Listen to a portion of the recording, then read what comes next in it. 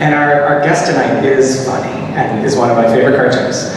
In order to introduce our guest tonight, which is not my job, it is the job of our amazing professional practice instructor, another one of our favorite cartoonists. Can we play a round of applause for Melanie Gilman?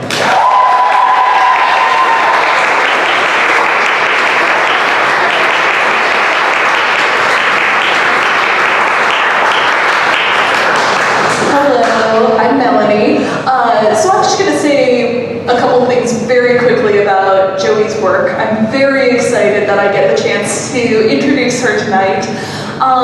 Joey's work is actually one of the first comics by contemporary trans writers that I found as a young, closeted and deeply confused trans person myself. And I had, as soon as I got this offer, I, immediately dove back into all those memories of being a younger person and finding self-published comics like Just So You Know, some of her early work, and being like, oh, these are relatable in a way I find a little confusing. But in any case, I have been following her work for many years now, and I'm deeply honored that we get to have this conversation tonight. Joey is going to be opening things up with a live reading of some of her work, and then we are going to dive into a conversation between the two of us. We will also be sure that there is time for questions at the end of this, so if you have questions that you would like to ask, please be thinking of them. We will make some time at the end for that. But without any further ado, I am going to hand it over to Joey to do our live reading tonight. So please welcome her to the stage.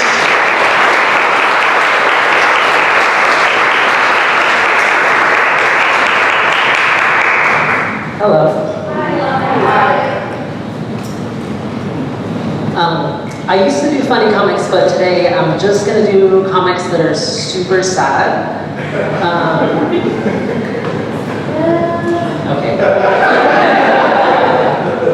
Okay, so I guess I'll just dive right in. There'll be time for talking afterwards, right? So this is going to be a series of strips. If anyone has any questions, just hold them until tonight when you go to bed. Think about them. Okay, here we go. Being an adult is way awesome! Buying towels! Coupon! Wow! Fixing a door that won't close right. So cool! Tactfully backing out of social engagements. Like a boss. Just a tiny lie. Obsessing over the better choices you could have made, and the happier you'd be if you made them. Folding towels! So fast! Radical! Whenever you see this, it means the strip is done. In the business, we call this an interstitial, I think. Not really, what is it? Sometimes I think, what if everyone else is a robot, and I'm the only one who's a human? Well, that just sounds paranoid and more than a little egotistical. What? No, it's wishful thinking. It would take the pressure off having to act normal all the time.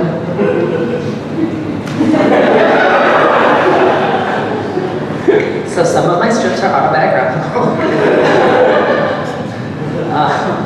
I love people, I just don't like being around them very much. No, I'm just kidding. I love you all.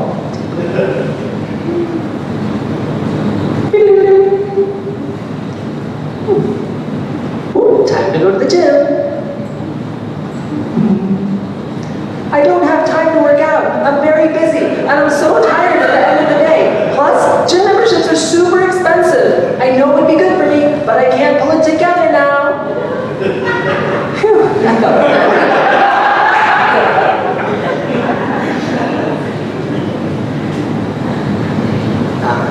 Okay. And some of my strips, are a little bit more autobiographical than others. This is the house that I used to live in Oakland before I got kicked out by my landlady, who claimed that she was going to live there. But it's not about that. This is about me and my daughter. I have a 7-year-old daughter. At the time of this comic, she was about 4. I've noticed you've been asking a lot of questions about boys and girls lately. Do you know the word transgender?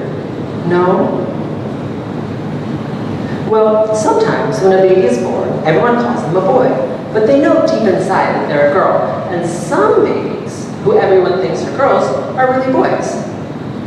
This is a vast oversimplification of it. That's what happened to Mommy. When I was born, everyone thought I was a boy. But I knew, even when I was younger than you, that I was a girl. So, when I grew up, I became a woman.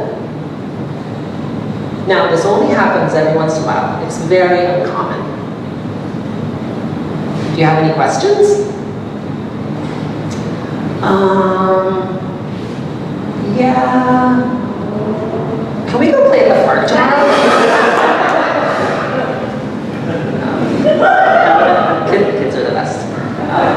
I kind of wish I could stand up here and just talk about my kids for like an hour and a half. That would be my dream. Then I would feel really comfortable. But I'm not going to do that. A History of Making Friends by Alison Sayers. That's me. I'm Alison Sayers. Little kid. You guys are the same age. Now you're friends. Okay. Bigger. You live within biking distance and like drawing? We're best friends! Best friends! Teen. The only friend I need is my penchant for writing depressing poetry. This went on way too long. In my 20s. 20 of us are going to get extremely high and watch a movie. You in? Sure. In my 30s, cartoonists are the best people. Right? Pause for wild applause.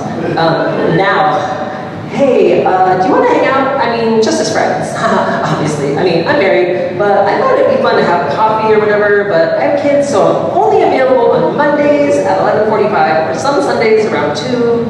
I'm not even available on Sundays anymore.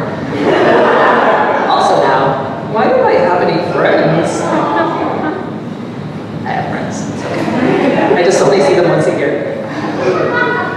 The end.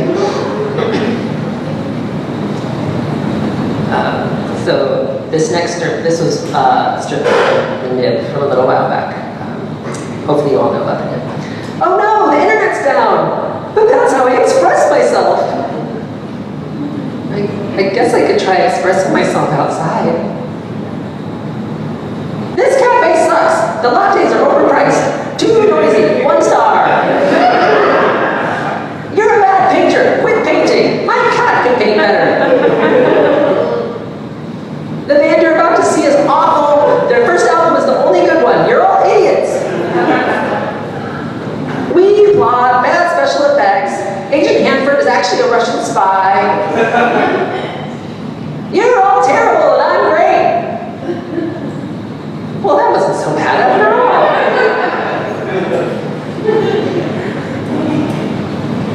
Am I loud enough or too loud? Sorry, oh, thank you. I need constant validation. So, how do you come up with ideas for your books? Well, truthfully, they all started out as bedtime stories for my kids. I just make it up as I go along. I try to create these fully formed worlds with tons of details that they can completely immerse themselves in. They get lost in wonder. And that was how you wrote Kill Them All and Eat Their Faces, a detective universe in the industry? Oh yes.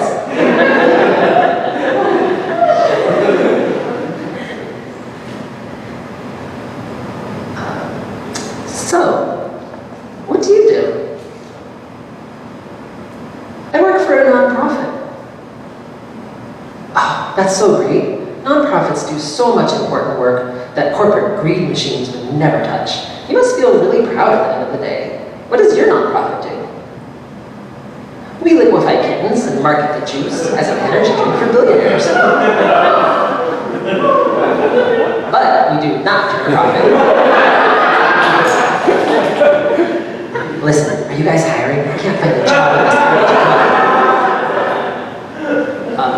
I'd like to take this moment to point out that there was a time I drew comics that I didn't draw noses, and I thought it was more aesthetically pleasing.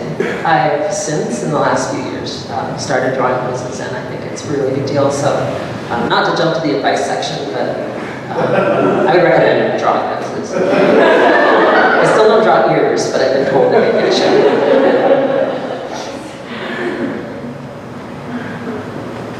And this is a field guide to internet mammals.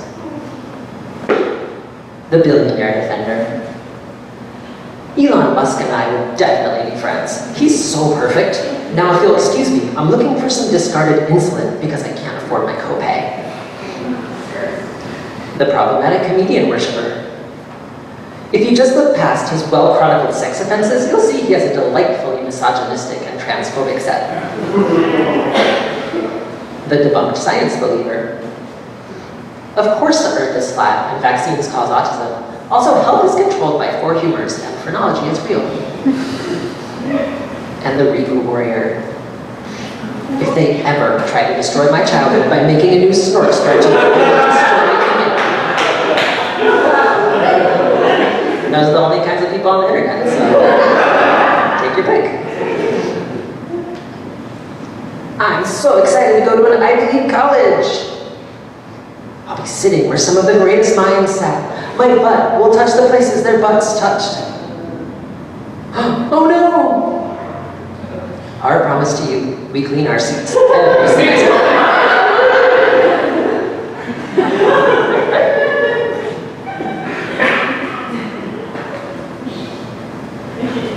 Okay. Ring, ring. Mom, what's wrong? Is everyone okay? Oh, of course, honey. Why would you ask that? Well, you're calling me on the phone. No one calls each other anymore. Oh, I just wanted to see if you have time to chat on live face. Mom, I don't have that kind of phone. That only works for baby phones. Oh, okay, maybe another time. We could just talk, though. Actually, I'm at work and I'm on deadline. I thought you worked from home. I do, but I'm a freelancer, you know that, and I have this big project. Fine, fine, I didn't realize you were in a bad mood. We'll talk another time.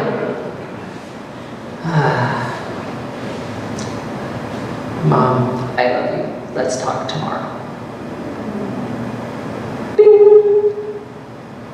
I don't know how to open these darn text messages.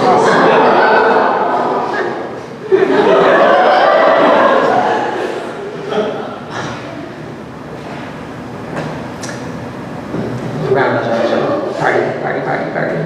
This is also an autobiographical comic. This one happens. It's happening right now.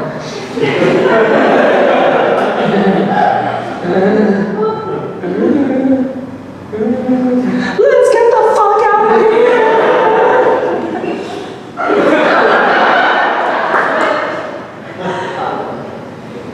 The next 2 strips are, I don't usually do recurring characters for the most part, except with the daily strip that I work on. But I sometimes play around with some recurring characters, and this one is Dumb Baby Spider. Whoa, what am I, a fish? Whoa, another leg? Ah, what's coming out of my butt? Wanna be my friend? Oh, hell no. Scary baby spider.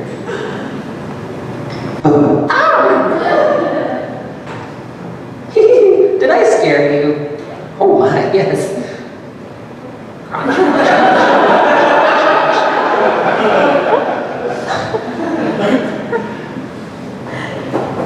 I was a dumb baby spider when I was your age.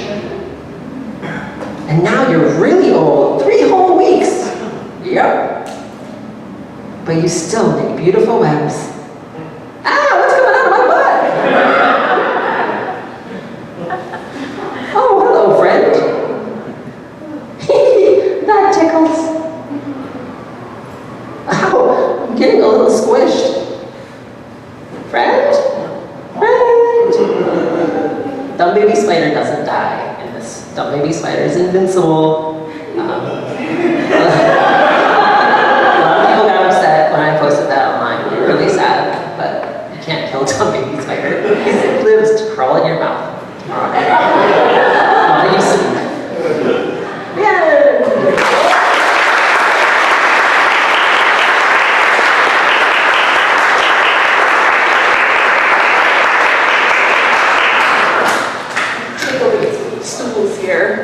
song?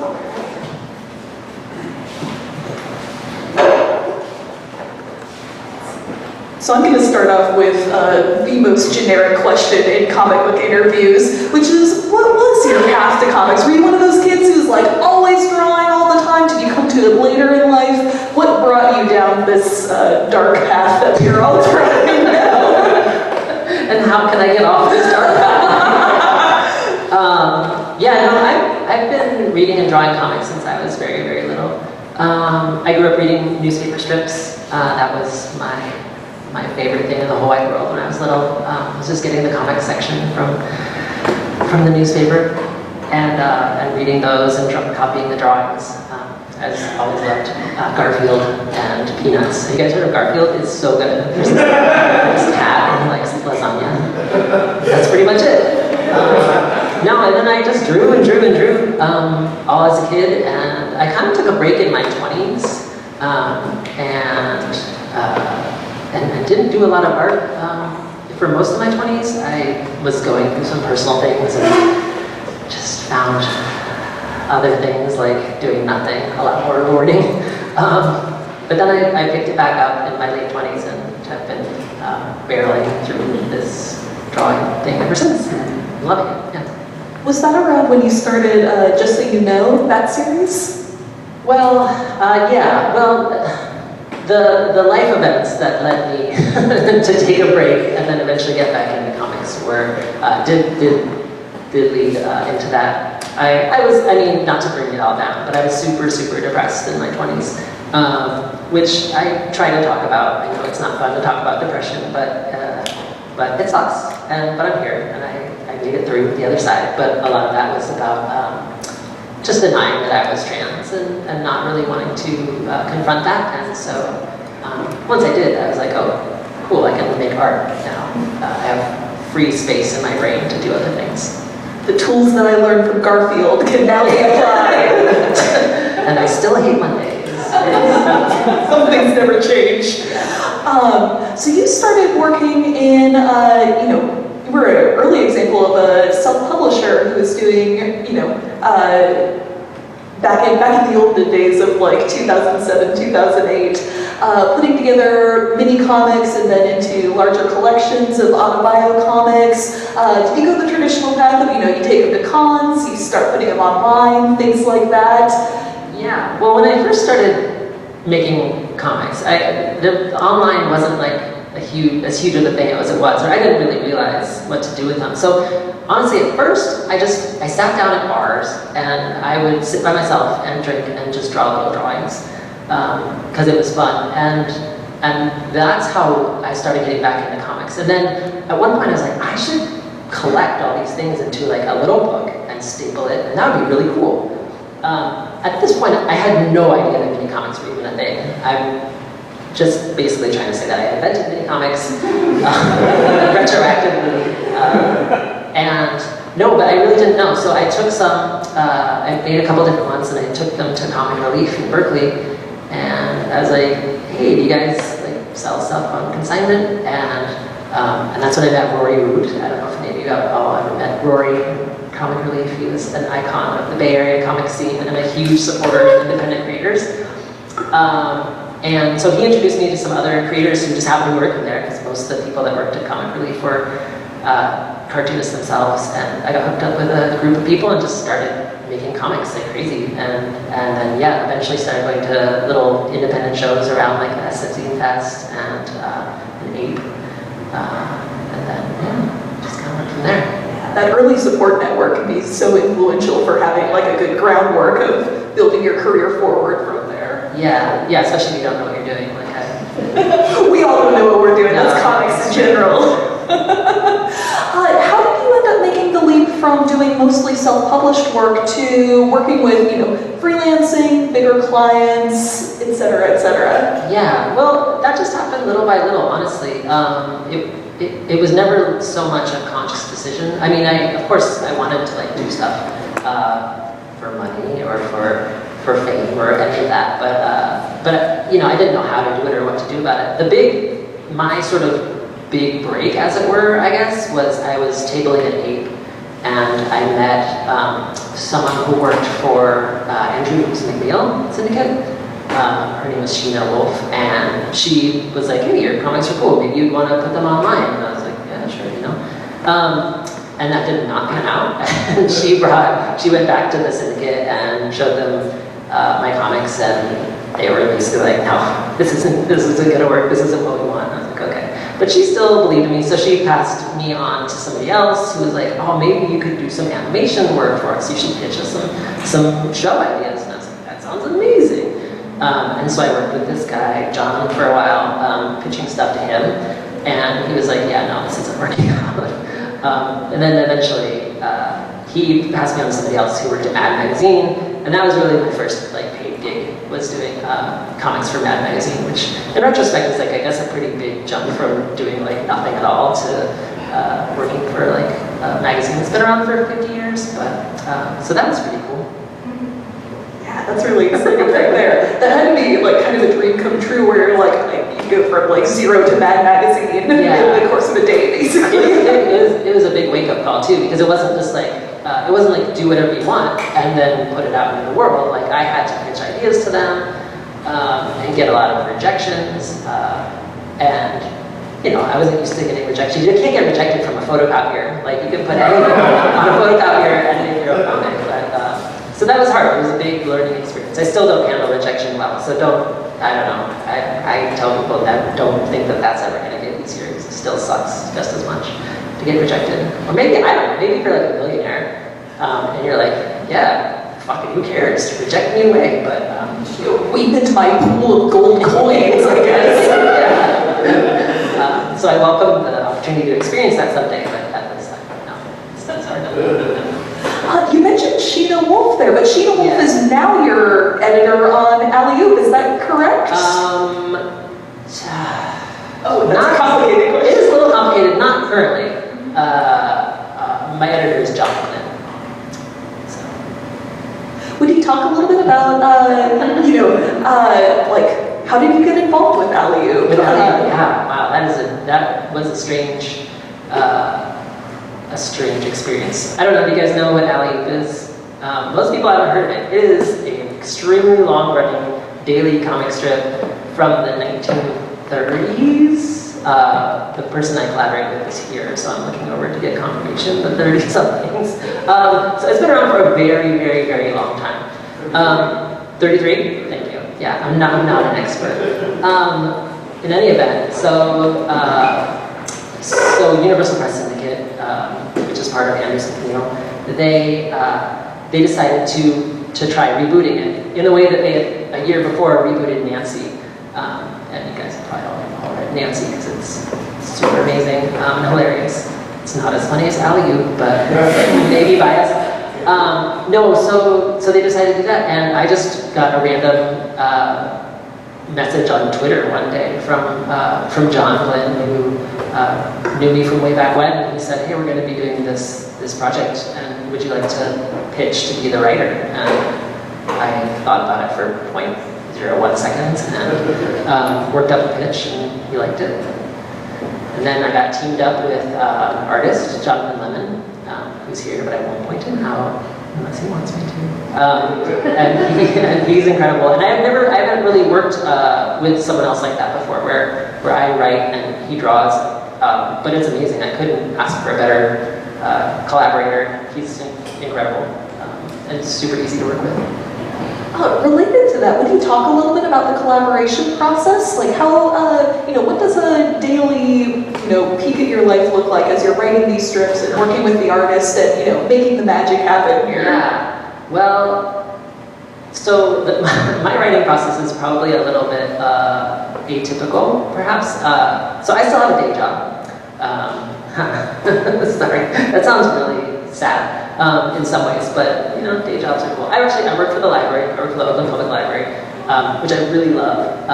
It's amazing. It fulfills me in a way that if I was just at home working on comics all the time, I wouldn't get that. I really like helping people. I like being involved in the community. But this is not a library, so I'll just leave that there. If anyone wants to talk about libraries privately afterwards, come on up. So I do writing at work often. I work through my lunch break. I write through my lunch break. I write during my state-mandated 15-minute breaks. I write when I have a free minute to spare. And I write in the evenings as soon as I come home from work, before or after the kids go to bed, but before I'm ready to go to bed. It's pretty grueling, honestly.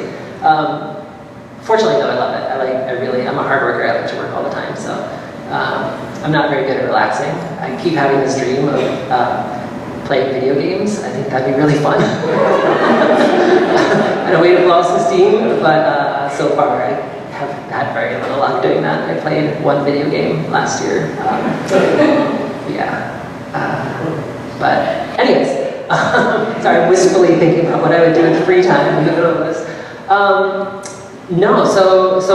So anyways, back to the question. I write a week at a time, and it's an ongoing strip. It's an adventure strip, but it's also a comedy strip. It hasn't always been maybe the best comedy strip. The humor was iffy a lot of the time, but they really wanted it to be a funnier thing. So it's an adventure strip. It's a comedy strip. It's big character development strip. Like, things are happening with the characters all the time. So there's a lot to cram into every day. And so I work on a week's scripts, and then I send them off to the editor, who gives his feedback about that, and then at which point they are free for Lemon to take and start drawing. And yeah, and we work pretty independently. I mean, we talk a lot, and we share ideas a lot, but by and large, like, we give each other small bits of advice or suggestions, but mostly just kind of let each other do our magic, and it's magic. And those are often the best collaborations, where you're kind of, letting each other do, trusting each other to do the work that you know how to do, and not trying to micromanage the artist, and also not, giving them any directions to go off of. Yeah. And I think that works well. I mean, I love to draw. I wouldn't say that my art is like my strongest skill as a cartoonist. I think the art that I do serves my humor fairly well, but I can't draw technical shit to save my life, so I don't even try. How deep did you have to get into the old 1930s alley-oop lore in order to step into this position? Yeah, well, here's the thing. I didn't. I really tried to not really know what's going on. My direction from the editor was, he wanted something new, he wanted something fresh. He basically said you have to have the three main characters, Allie, the caveman. That's the other thing, did I mention it's a caveman? So it's a caveman and his sort of love interest named Ula, and so they're from millions of years ago, and a time travel scientist has now grabbed them from our present, where basically they go around doing things in the timeline. Fucking things up mostly. But yeah, he was just has to have these three characters and do whatever you want with them. And so because they wanted a reboot, they wanted something fresh, I thought it would be better to not really know too much what had gone on previously. I didn't want to, I didn't want to build up that, I wanted to do something new. So the people that have been reading the strips since the 30s are fucking pissed at that though. And every once in a while I'll read the comics and they're like, she hasn't even read them! And she brags about it. So I don't know. So I sort of feel bad, but also I don't care. Because I like that. Wow, so it's happening for both you and Nancy, then, where you just got swarms of angry, old comics fanboys who are. I think they're slowly coming around. I would say people like the strip, but the old guard, I would say we've gone from a 0% liking it to maybe 10% liking it, which is fine. I mean, we're not really trying to keep the old guard, we're trying to find fresh new people to read it. So please check out alley.com. No, that's not that. I also, this question is going to take a little bit of a turn here, but so much of your work all of your work is humor-based, and it's an interesting moment right now to be working in humor as a genre, when oftentimes it seems like the world is a very dark place, the internet is a very dark place. I was wondering if you could talk a little bit about what in your mind is the role that humor plays, particularly at dark times? What service does it provide? What function does it fill? Why do we still need it when, and maybe even especially in times of crisis? Yeah, I mean, I think we need it now more than we have in the past. I don't know if you guys heard, but in 2016, there was this racist asshole that started running our country. But that's right around the time the NIB started, which is social and political comics, and I don't know, I was really freaked out. I was like, what if, how can I still be funny when everything sucks? But it's so necessary. It's so necessary to laugh. And it's not, I don't make light of our situation per se, but I like to shine a light on the things that are still ridiculous. I mean, there's still things that are totally ridiculous in the world. I think the internet is ridiculous. I love it, of course, but I think it's ridiculous, and social media and all that. And I think just modern society at large is crazy. It's a hilarious joke. I think, but I've always worked in kind of dark vein.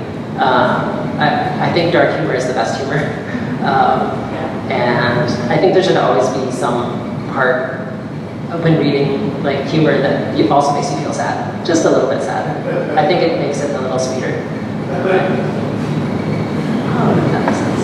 Yeah, and on the similar topic, obviously writing a daily strip, writing a frequent high volume of strips for places like the NIB and all. When you hit those days when it's hard to make the funny happen, you obviously have a lot of experience with this. Like, what are your practical strategies for pushing through that, meeting those deadlines, even on the days when it's hard? Well, deadlines are probably the greatest motivator for me. I love having deadlines because I will freak out about a deadline and then suddenly come up with an idea. And I think if I wasn't freaking out about the deadline, I wouldn't come up with the same kinds of ideas that I do. I'm a pretty good self-motivator, but when the pressure's on, I don't know. The NIB has a big audience, and I think that I need someone basically breathing down my neck saying like, you have to do this. And I also have a really strong internal editor that says like, oh, the deadline isn't Sunday, it's Friday, and so then I get it done on Friday because I have to please my internal editor. And you're dreaming about video games. And I'm dreaming about video games or anything, yeah. Awesome. I'd also love to hear a little bit about, I know that, on the topic of dark times, it's been kind of a rough month for political comics and humor comics because we've got that double punch of both Mad Magazine and the NIB announcing kind of rough news, either folding or losing funding. For you, as a person who, your primary source of so much of your comics income is coming from these fields, what do you think the future looks like? Obviously things are going to move around to different platforms. We're never going to completely lose political cartooning, but what do you think, what direction are we moving in? And what would you say to cartoonists who are, were maybe thinking about pitching to the NIB themselves and are now wondering, what's next? Yeah, that's a really good question. If anybody knows, please let me know because I need to know where to send my pitches. I don't know. To be honest, I'm pretty freaked out by the NIB shutting down because that's, like you say, it's just part of what feels like a trend with Mad Magazine. Their political cartoonists are getting fired from newspapers for being critical of current policies in our government and otherwise just being dropped for economic reasons. It's fucking freaky, I gotta say. I know that it's not the end though. I mean, I obviously comics will keep going, and I think the key and what I'm gonna do is just keep creating. I mean, sure, it's really nice to get paid to make comics, but that's not why I make them, and I feel like I'm just going to keep doing it, and I'm going to keep. I built up a small but devoted audience over the last few years, doing more public work, and I'm just going to keep making stuff for me and for them and just see what happens. I think something else is going to come up, and the nib isn't dead. The nib is just taking a little nap and just resting its eyes, and it'll come back in some fashion. I did this once before. The nib was was a Medium company, and Medium.com, not just like the size. And then they got shut down from there, and then they re-emerged from the ashes as a much bigger, much more amazing site on first look. And so, I don't know, now maybe they'll have a little cocoon time again, and then they'll be beamed into all of our minds while we sleep. We can only hope, right? I can hope. I think that'd be great. I don't have time to read comics. But yeah, and I can imagine too where, sometimes in times of crisis, you think back to your history as a self-publisher, and you think, I've done this before on my own, I've relied on my own networks that I've been able to build, and I've got this history, and that is something that you're always going to be able to fall back on in a way. There's something really powerful about having those tools at your disposal where you're creating your own audience that can maybe withstand some of these storms over time. Mm-hmm. So yeah, that's true. But the other thing is the medium is always changing. I don't do people. This is kind of maybe a dumb question, but I know people still make mini comics, right? But it used to be huge. It used to be the way. And I'm showing my age here a little bit, but it used to be the way to get your comics out to the world. You photocopied them and you stapled them and you handed them to everyone you knew or could even remotely convince to buy them. And I know that still exists right now. Obviously online is the thing, and I guess I've slacked a little bit. I'm pretty active on Twitter, but I'm pretty lazy about Instagram, and I don't, I'm not sure what's going on now. But it's hard to keep up with all that and keep up with what's, where you need to be putting your stuff. It's a little different. But on the flip side, it's a lot easier than trudging around to Bethesda, Maryland to sell comics for 2.5 days and spending all your money on hotel rooms. But that was pretty fun too, I gotta say. I miss conventions. yeah, and it's still definitely a part of the landscape too. I hear what you're saying though about how online spaces can be both a blessing because Twitter is there where you are. It's always in your pocket, no matter for better or worse. But there's also a lot of advantages to those in-person spaces and the vibrancy that could support so many new and upcoming creators that way. Totally. Yeah, I don't like things as much as I used to. So I don't want mini comics. I don't want books. That's part of working at the library too. I'm just I'll just borrow this book and then bring it back. But it's also, I have kids now, so all this shit in our house is theirs. There's toys and books everywhere that's theirs. And I'm there's no room for my stuff. So I've learned to live a more Spartan lifestyle. Speaking of online spaces, we touched on this a little bit earlier, but I was wondering if you would talk a little bit more about obviously, we mentioned earlier, you've got some fanboys who are angry at you for, corrupting their perfect pristine 1930s caveman or whatever. Do you have any practical advice for things like dealing with hate online, dealing with angry people online? What do you do to work through that? Yeah, it's hard. I feel like I'm pretty lucky, honestly. I haven't received a lot of online hate, which is sort of surprising. I've been on the receiving end of a 4chan-led, angry mob on Twitter once or twice, and it sucks. And I just kind of disengage for a few days and just block the shit out of people. But yeah, I try not to read the comments. It's really hard. If you are the kind of person that seeks validation from your work, and then who in this room isn't?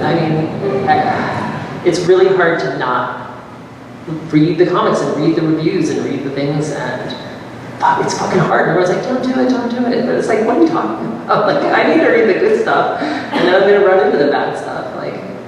If people don't tell me I'm good, then how will I know I'm good? I'm not gonna fight it inside myself. It's not a personal curator who's like, here's only the good comments for you to see. I think that would be a fantastic business, and if anyone wants to start that business, I will pay them to just protect me from all the bad stuff. I was talking to Sheena Wolf at a convention a couple months ago, and she told me that she does that for Olivia James, so maybe you need to get on your editor there and be like, hey, get up to Sheena's level here. Well, maybe that's what having an agent is all about, or a manager. That's what I need. I need an agent and a manager. A professional, terrible comment reader online. Yeah.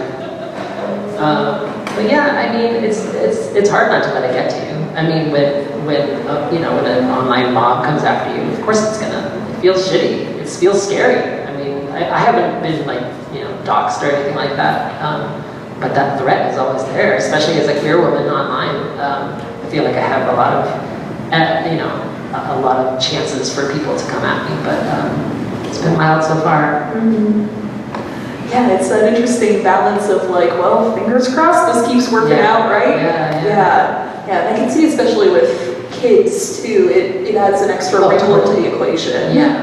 But on the plus side, I remember the world before the internet. So if I had to say fuck it all and unplug my computer and throw it in the river, I'd survive, it wouldn't be as much fun, but I'd survive. We're all going to start making mini comics on cuneiform tablets. It's going to be great. Let's see, other questions on my list here. I just want to make sure I get into everything. Kind of related to that question of how things have changed over the time you've worked in comics. Would you talk a little bit about the landscape for trans artists specifically? What have you seen in terms of the evolution of, the spaces in comics that are open to trans creators, the response to trans works in comics, things like that? Well, I mean, it's for me. I feel like I've watched it go from 0 to a lot. So the first really autobiographical comic I did was called Just So You Know, and it was 2 mini comics that all told. It was about 60 pages of comics, and it was all about my transition, and my childhood, and my transition, and my then current life, and that was about 12 years ago, I think I did the first one, and at that time there weren't a lot of trans comics out there that I knew of. I'm sure there were some here and there, but it wasn't. But now, today, it seems like there's comics about gender and sexuality and trans stuff and just everything, everywhere. It's really exciting. I think it's amazing. But that's the way the world was. I mean, I transitioned 13 years ago, and there weren't a lot of trans people. There were some, more than before, but the narratives weren't there. I mean, there were a few things. There was Jennifer Boylan's book and that queer historian. There were some books, there were some memoirs, and I read those and ate them up. And but a common theme in them all was this kind of it fucking sucks to be trans.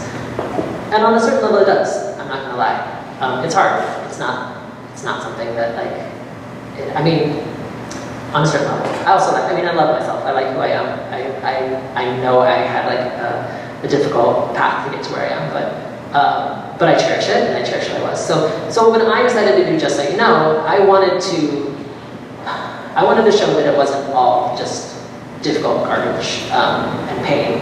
I mean, that's still in there, but it's like I was saying before, I think that mixing comedy and tragedy can sometimes be the best recipe for a good story or a good comic. So I tried to just make little strips, and so the stories in those comics are, I'd say, 1 to 4 pages long on average, and 6 panels to 24 panels, and mostly just jokes, but jokes about things that really were hard, and going out for the early days of transition when people stared and said rude things, and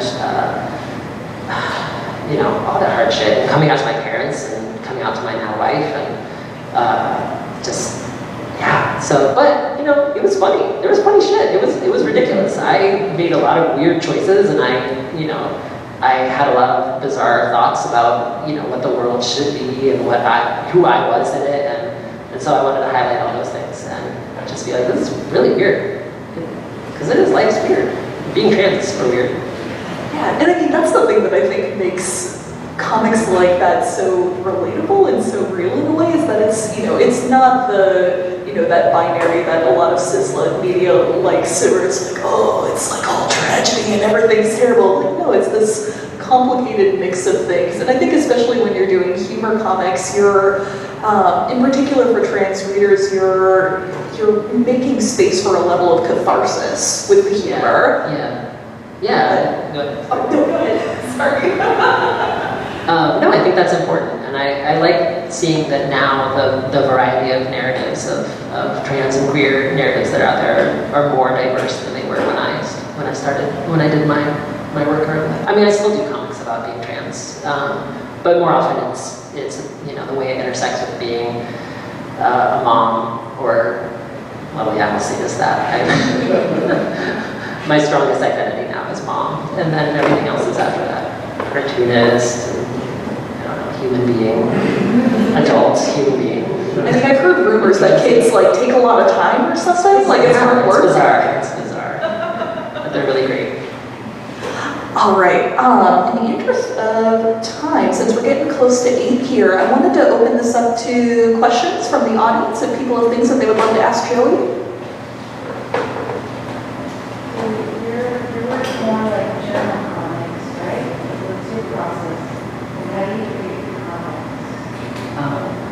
What aspect of, oh, sorry. The question is how do I? You outline, Oh, okay. it's like you would just open the book and just randomly draw. Okay, yeah, so what's my process, basically? I used to do just kind of more that. I used to just kind of free associate, and I still do that sometimes just more of it as an exercise, but I have more of like a discipline now, or a different process now that's a lot more involved. And usually, I would say, okay, so that the short-ish answer is I think of an idea, usually in the shower or in the middle of the night, like the most inconvenient times to come up with something that you want to remember. But I'm really good at remembering things in the middle of the night now. And then I will usually jot down like 1 or 2 sentences of just like what the general idea is, and then I write scripts, and that's really come out of doing work with Ali, is writing a script. And I used to think that just seemed laborious and unnecessary, but for me it's really important now because it's how I visualize. It's just I've added in 20 different steps, and I don't know if it's beneficial, but I think it is. I think my comics are better now than they used to be. But yeah, so I write direction, I write dialogue, I have my own personal formatting, like style book that is only for me in my head. And then from there I thumbnail, and sometimes I do rough sketches, but usually I go honestly from script to pencils. I have a pretty good sense of like what I want it to look like by then. A lot of my process is internal. I'm not sure everybody can say that, but for me, like I mull things over a lot, and it's like a cement mixer where everything's just like all the pieces are there, and then it congeals into cement. I'm not sure if this metaphor holds, but I get cement, and then I make cement. And then I do pencils and inks, and I don't know. Do you want more than that? I remember you used to do these 5-minute comics. Oh, yeah. And I use that as exercise for my students at time, where you just kind of free up and just try to get a comic in 5 minutes. Yeah, 5-minute comics, those are the bomb. If you've never done a 5-minute comic, I so super highly recommend it. So that came out of, I would say in like the early aughts, there is when the 24-hour comics started really getting popular. I think people still do these, right? And that's really cool. And a lot of friends were doing those, and I was getting excited about them. But I didn't want to spend 24 hours awake or drawing. So the 5-minute comic was kind of like my response to that. I originally sat down and I was like, I'm gonna do 1 minute comics. Check it out, motherfuckers. But I quickly realized that's totally impossible. I can't do anything in 1 minute. 5 minutes is also really tight though. It's in some ways it sounds like a long time, but it's definitely not. So the idea is to write and draw the whole thing in 5 minutes, like to come in with no preconceived notion of what you're doing. And it's so free, and it really is fun. It will unclog my creative pathways in a way that nothing else will.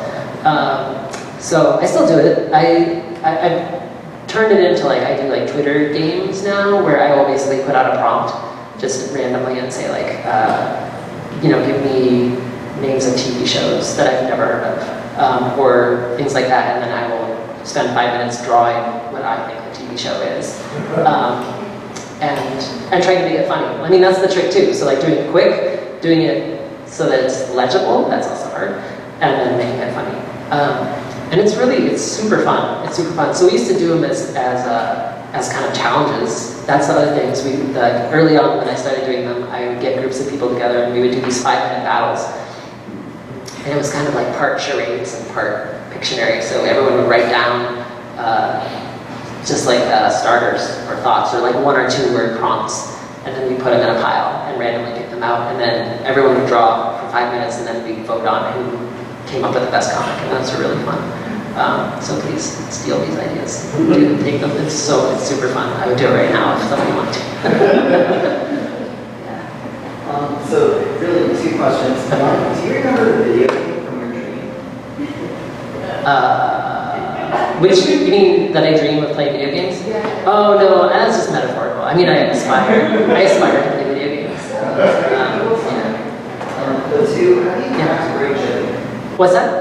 How do you craft a great joke? I wish I knew. I really do. It's just kind of what I've always done. I've always worked in humor. I wasn't a very popular kid. Surprise! But I always had a small group of friends, and my sort of contribution to my friend groups was always just making jokes. It's also a really great way to deflect having to give serious answers to things, and I still use it for that. But I don't know. I like making jokes. I wish it was something that I could share. Like that there was a secret to it, but there isn't really. It's just the way my mind works. It's broken in just the right ways. Congratulations. Thank you. Yeah, I hope it holds. Yeah.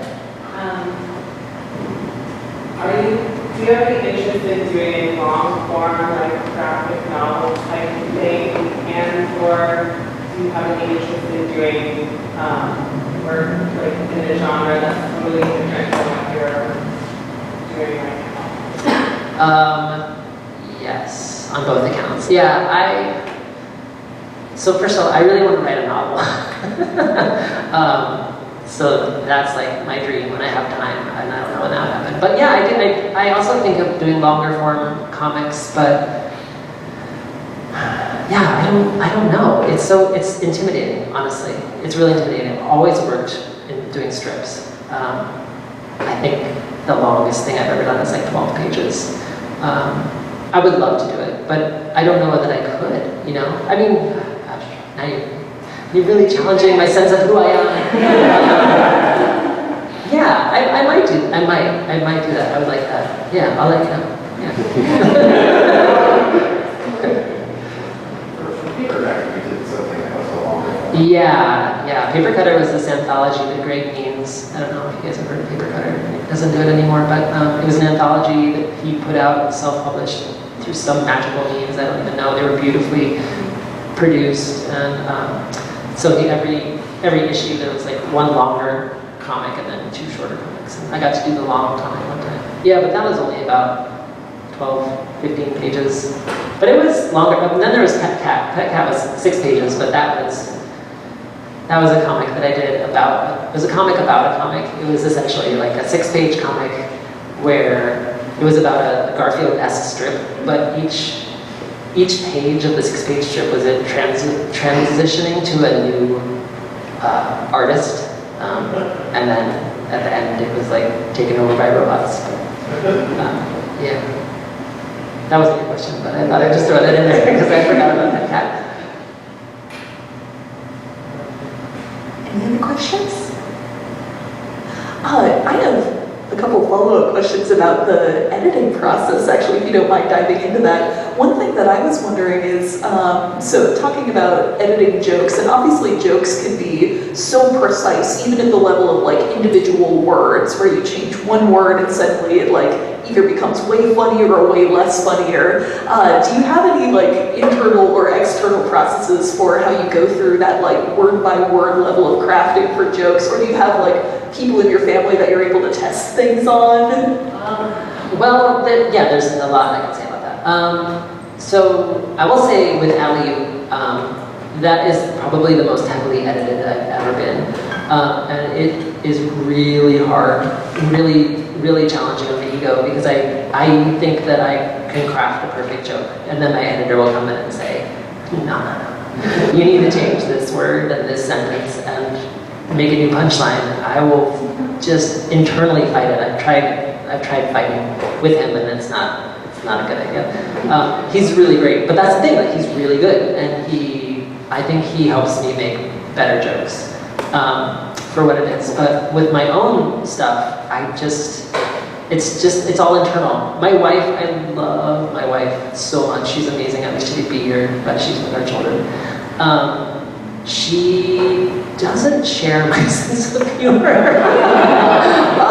At least with regards to comics. We laugh a ton in my house. I mean, that's like, even my kids make jokes. We all make jokes. It's amazing. It's super fun. It's a great house. You should live there.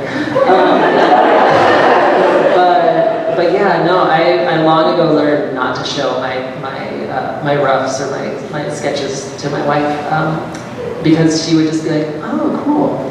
And it was devastating, and I was like, I'm never drawing comics again, this sucks. But no, so it's just all internal. I sit there and I look at the words and I read them over again, and I rewrite them and I rewrite them. And then I just leave it to fate, and I just say, it's hopefully gonna work out, and I think mostly it does.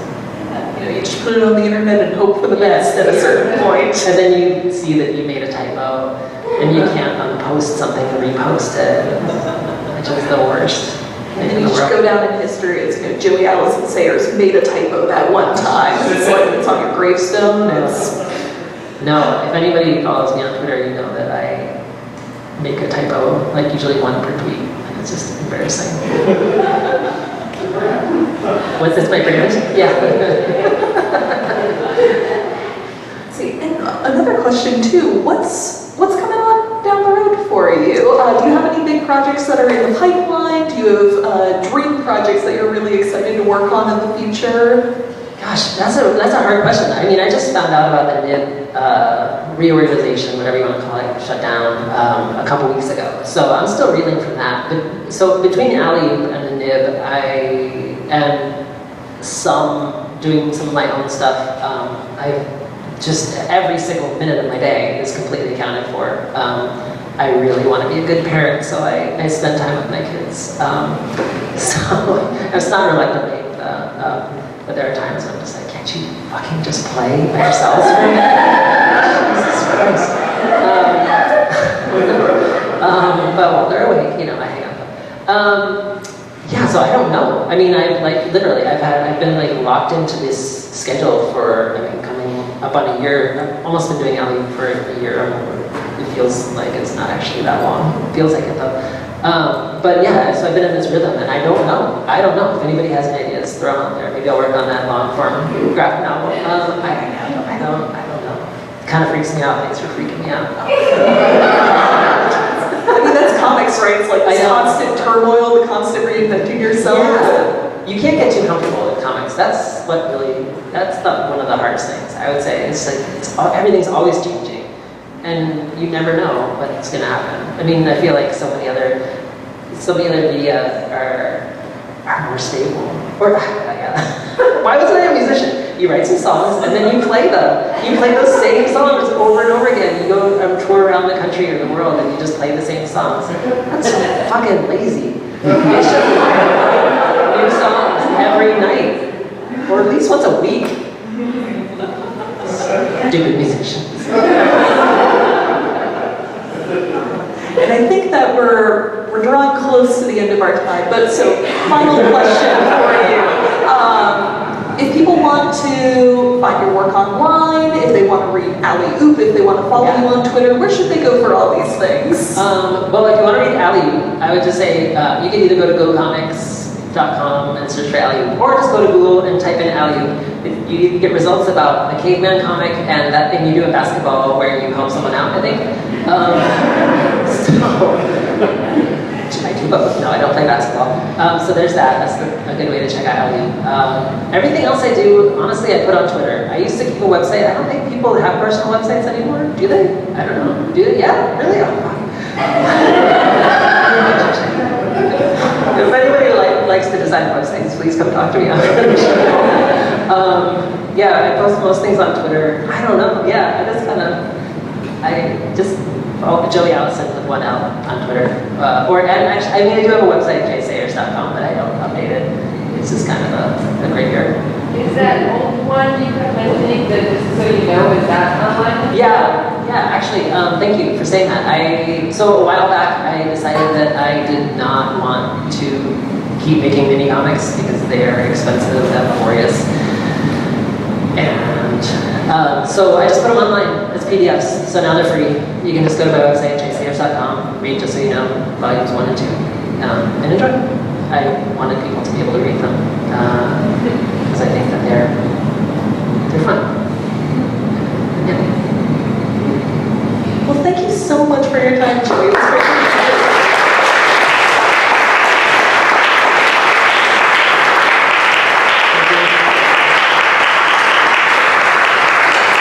Give a nice round of applause for Melanie for